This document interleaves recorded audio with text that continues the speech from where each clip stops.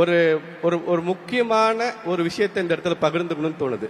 என்னன்னா, திட்டங்களை மாதிரியே திட்டங்களுக்கு வைக்கப்படுகிற பெயர்கள் ரொம்ப ரொம்ப முக்கியமானது அப்படின்னு நான் நினைக்கிறேன். இங்க இவர்கள் வைக்கிற திட்டத்தினுடைய பெயர்களை நீங்க பாருங்க. கட்டணம் இல்லா பயணம், இலவச பயணம் இல்லை. மகளிர் உதவித்தொகை இல்லை, மகளிர் உரிமை தொகை. ஏன் அது அந்த வார்த்தை ரொம்ப முக்கியமானது அப்படின்னு எடுத்துக்கிட்டா, என் நண்பரோட வீட்டுக்கு நான் போயிருந்தப்போ நடந்த ஒரு உரையாடல் ரொம்ப சுவாரஸ்யமா இருந்தது. அதை பகிர்ந்துக்கணும்னு நினைக்கிறேன் அந்த மேடையில்.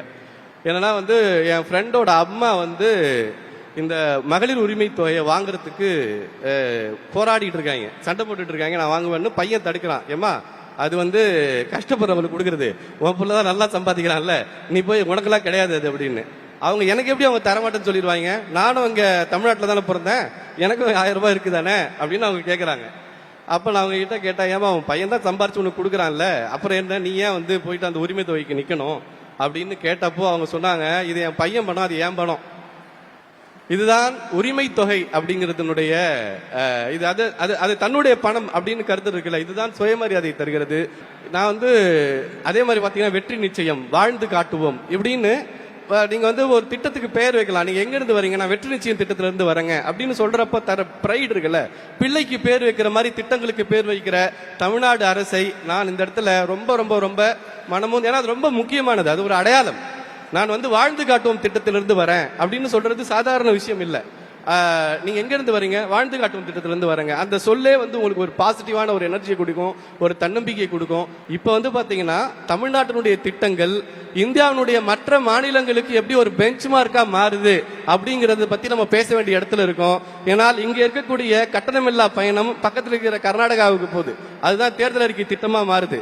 அதே மாதிரி இங்கே பயன்படுத்தக்கூடிய அத்தனை திட்டங்களும் பாத்தீங்கன்னா வட இந்திய மாநிலங்கள் வரைக்கும் பரவிக்கிட்டு இருக்கு. ஒரு ட்ரெண்ட் செட்டரா ஒரு பெஞ்ச் மார்க்கை உருவாக்கி கொண்டிருக்கக்கூடிய தமிழ்நாடு அரசின் அது கூட பாருங்க, தமிழக அரசு தான் முன்னால சொல்லிட்டு இருந்தேன், இப்ப பாருங்க தமிழ்நாடு அரசு தான் வாயிலே வருது, தமிழக அரசு கூட வரமாட்டேங்குது.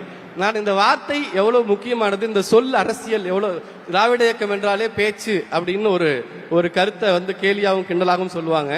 ஆனால் நாம் உரத்து சொல்ல வேண்டியது, இங்கு பேச்சே அரசியல் தான். இங்கு பேச்சே நாம் பேச்சுரிமையே ஒரு பெரிய அரசியலை இங்கே கொண்டிருக்கிறது. அந்த வகையில் பார்க்கிற பொழுது திட்டங்களுக்கு வைக்கக்கூடிய பெயர்களுமே கூட தன்னம்பிக்கையை தரக்கூடியதாகும். அந்த திட்டமே உங்களுக்கு ஒரு பாசிட்டிவ் எனர்ஜியை கொடுக்கும். அத்தகைய ஒரு தொலைநோக்கு சிந்தனைகளோடு இந்த விஷயங்களை செய்வதோடு தமிழ்நாட்டிற்கு மட்டுமல்ல இந்தியாவிற்கு வழிகாட்டக்கூடிய மகளிர் முன்னேற்ற சிந்தனைகளை திட்டங்களை கொண்டு வருகிற தமிழ்நாடு அரசுக்கும் இந்த திட்டத்தில் இருந்து பின்னால் இயங்கிட்டு இருக்கிற எத்தனையோ அதிகாரிகள் எனக்கு நேரடியாக தெரியும். அவங்களோட நான் வாழ்ந்து காட்டுவோம் திட்டம் குறித்து நம்ம அமுதா மேடத்தோட கிட்டத்தட்ட ஒரு 2 மணி நேரத்துக்கு மேல உரையாடி இருக்கேன். எனக்கு அதை ஒட்டி அங்க இருக்கக்கூடிய ஒரு பத்திரிகையாளராக இருந்த போது நான் ஒரு ஆர்டிகல் பண்ணேன். என்னன்னா, இன்னைக்கு அது மாறி இருக்குன்றதுக்கான உதாரணம் ஒரு 15 வருஷத்துக்கு முன்னால பண்ண எழுதின ஒரு ஆர்டிகல், ஒரு கட்டுரை. ஒவ்வொரு வருஷமும் நீங்க பாத்தீங்கன்னா பொது தேர்வுகளில் மாணவிகள் முதலிடம் அப்படின்னு வரும் தேர்ச்சியில. ஆனால் கல்லூரி விண்ணப்பங்களில் மாணவர்கள் முதலிடம் இருக்கும், பெண்களுடைய விண்ணப்பம் கம்மியா இருக்கும். ஆனால் இன்றைக்கு தலைகீழாக மாறிக்கிட்டு இருக்குது. ஏன் அப்படின்னா, தனக்கிட்ட 1000 ரூபாய் இருக்கு, நான் போய் அப்ளிகேஷன் வாங்கிக்கணும்னு அவங்களால சொல்ல முடியும். என்கிட்ட பணம் இருக்கு, நான் போய் ஃபீஸ் கட்டிக்கணும் அவங்க சொல்லிக்க முடியும். யாரையும் நீ படி தாண்ட வேணான்னு சொன்னியா, நான் உனக்கு பயணம் செய்யறதுக்கு இலவசம் தப்பாயிருச்சு, கட்டணம் இல்ல பேருந்து உனக்கு நான் தருவேன்.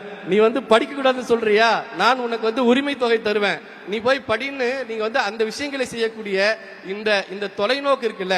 இன்னும் நூற்றாண்டுகள் திராவிட மாடல் இந்த தமிழ்நாட்டை முன்னேற்றி இந்தியாவினுடைய ஒரு முன்மாதிரி மாநிலமாக மாற்றுவதற்கு நாம் எல்லாரும் துணை நிற்கணும். அவர்கள் செயல்பட வேண்டும். அவர்கள் செயல்படுவதற்கு நான் மனப்பூர்வமாக என் வாழ்த்துக்களையும் நன்றிகளையும் தெரிவிச்சுக்கிறேன். நாம் எல்லாம் கூட நிற்போம். அடுத்த முறையும் இந்த லெகசி தொடரணும். எப்படி முதல் முறையாக 1926 மகளிருக்கு ஓட்டுரிமை கிடைத்ததோ அதே மாதிரி இன்றைக்கு தமிழ்நாட்டு பெண்களுக்கு சிறகு முளைத்திருக்கிறது. உங்கள் அத்தனை பேருக்கும் என் மனம் நிறைந்த வாழ்த்துக்களை தெரிவித்துக் கொள்கிறேன். நன்றி. ஞானவேல் சார், நீங்க சொன்னது போல 100% நீங்க சொன்னதுல ஒரு உண்மை இருக்கு. நிறைய மாநிலங்கள்ல இது போல சிமிலர் ஸ்கீம்ஸ் இருந்தாலும் கூட யாருமே மகளிர் உரிமை தொகைன்னு அவங்கள ரைட்டா சொன்னதே இல்லை. அவங்களுக்கு ஒரு சின்ன தயக்கம் இருந்துகிட்டே இருக்கு, உரிமைன்னு சொன்னா எங்க உரிமையா கேட்டுருவாங்களோ அப்படின்னு. அதனால உதவி தொகைன்னு சொல்லிட்டு இருக்க நேரங்கள்ல நம்ம ரொம்ப ரைட்டா ரொம்ப சரியா பேர் வச்சிருக்கோம், மகளிர் உரிமை தொகை.